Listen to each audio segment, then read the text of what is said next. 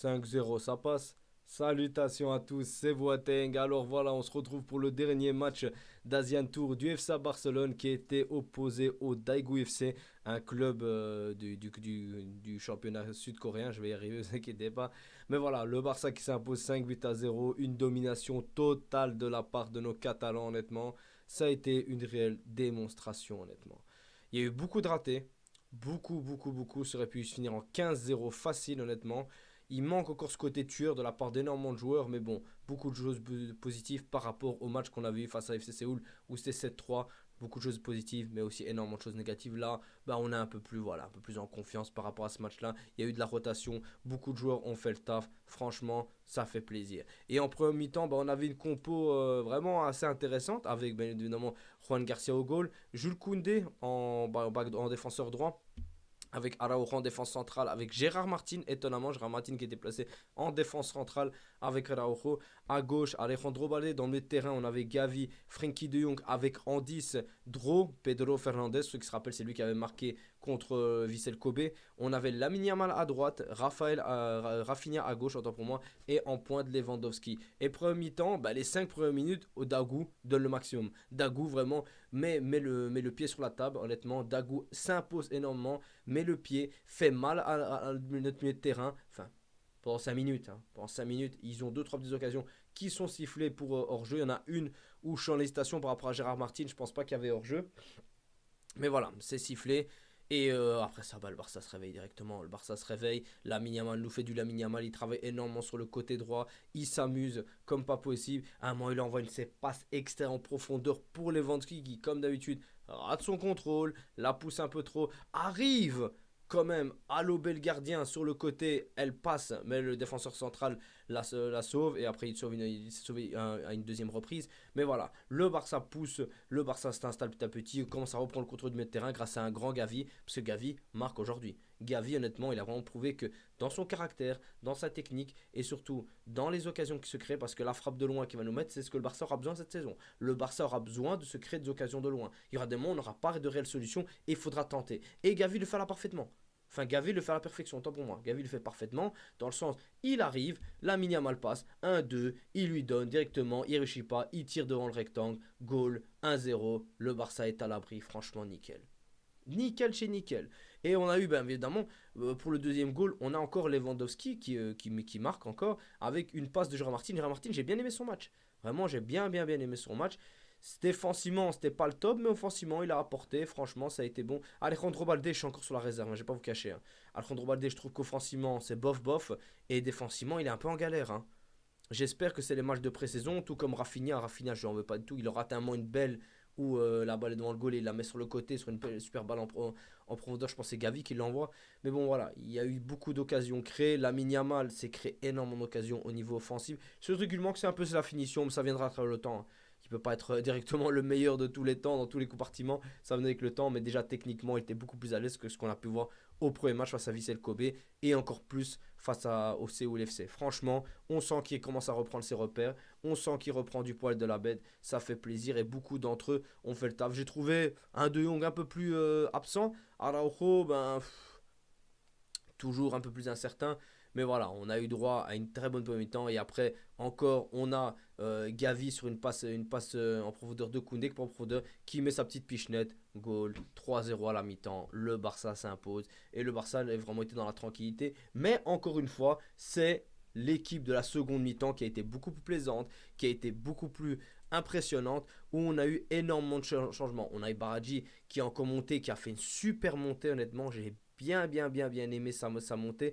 On a notre petit Tony Fernandez qui a marqué pour ceux qui se rappellent, il avait joué en Copa del Rey, grand talent du Barça B. On espère qu'il va faire ses marques avec l'équipe A parce que ce qu'il a montré, c'est super intéressant. J'ai bien aimé ses combinaisons avec Rashford et Dani Olmo et on a senti que voilà, il a l'ADN du Barça au niveau du collectif, il a porté le moment, il a raté, il a marqué. Franchement, ça a été très intéressant. Tout comme Rashford qui met son premier but avec le Barça. Rashford met son premier but avec le Barça. Mais Rashford, beaucoup de déchets. Je vais pas vous cacher, beaucoup de déchets, j'ai trouvé. Ouf qui marque, parce que ça lui sauve son match, parce que ça a été pas glorieux du tout. On sent qu'il a besoin encore, mais il essaye. On voit qu'il essaie de combiner. Il y a eu des très bonnes connexion, que ce soit avec Baradji, avec Dani Olmo ou avec Tony Fernandez. Franchement, ça a été de très très belles combinaisons. Voilà. Il y a beaucoup de positifs, même si ces déchets techniques font assez peur. Et on avait aussi Torrens, que j'ai encore bien aimé son match en tant que latéral gauche. Franchement, à un moment, il arrive sur le côté, il t'en dribble deux hommes sans pression. Honnêtement, il s'amuse. Franchement, de très très bon augure. En tout cas, le projet serait que il s'incorpore petit à petit dans l'effectif, mais il n'y a rien de sûr pour Torrens, même si on est beaucoup à vouloir qu'il puisse jouer. On a aussi remarqué que Koubarsi s'était blessé malheureusement, parce que Koubarsi était monté, tout comme Christensen s'est blessé. On espère que c'est rien de grave, honnêtement. On va attendre d'avoir les analyses de la part du Barça, mais bon, voilà, c'était pas non plus. C'est pas non plus très très rassurant, mais on espère que ça va pouvoir aller. Et surtout, les gars, Casado. Casado te fait une rentrée, mais stratosphérique. J'espère que les dirigeants l'ont bien vu.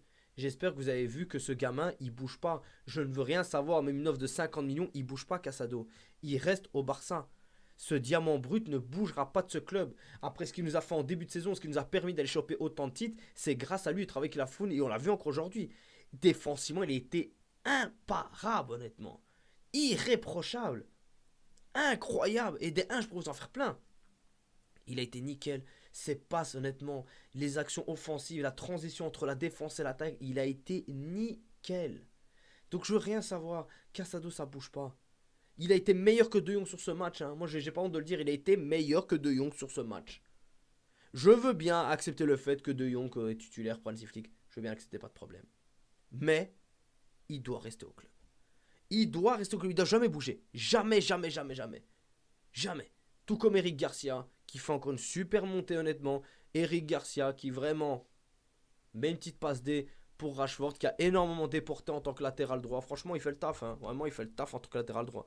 Mais juste avant, on avait une super combinaison pour Pedri qui donne à Olmo. Enfin, pour Pedri qui donne à Olmo. Olmo qui donne à Rashford. Rashford qui donne à Olmo. Qui donne à Tony Fernandez. Tony Fernandez qui marque. Comme ça, c'est pour le 4-0. Franchement, de très belles choses. Hein. Vraiment, je n'ai rien à en redire. Vraiment rien de rien de rien de rien de rien. Ça a été très concluant, très encourageant. Hector Fort aussi qui monte, voilà. Mais franchement, Tony Fernandez et le petit Draw, ainsi que Forentes et Baradji, franchement, ces petits jeunes, beaucoup d'espoir pour eux. J'espère qu'on pourra compter sur eux à travers la saison, qu'Hansi Flick aura le cran de les mettre sur le terrain, parce qu'ils peuvent apporter énormément. En fin de match, franchement, ils peuvent apporter énormément. Mais pour ça, tu dois gagner, tu dois être dans des bonnes conditions. Donc, il va falloir que l'équipe A fasse le taf pour mettre aux meilleures conditions ces petits gamins qui peuvent apporter énormément à ce club. Le Barça a énormément de qualité. Le Barça a encore un gros, mais un très gros noyau qui peuvent mettre à disposition de l'équipe et du club. Franchement, c'est un peu plus positif que ce qui nous a été proposé. Je pense que voilà, il y a encore du travail. Je pense qu'on est tous unanimes là-dessus. Il y a encore du travail pour cette équipe. Mais en tout cas, on peut dire que, enfin, on peut se dire que c'est que du positif. Vraiment que du positif sur ce cas-là. Ce coup-là, en tout cas, le Barça a vite repris les devants. Des déchets de la part de beaucoup de joueurs parce qu'on a beaucoup gâché seconde mi-temps. Hein. Seconde mi-temps, il y a eu énormément de ratés. Hein.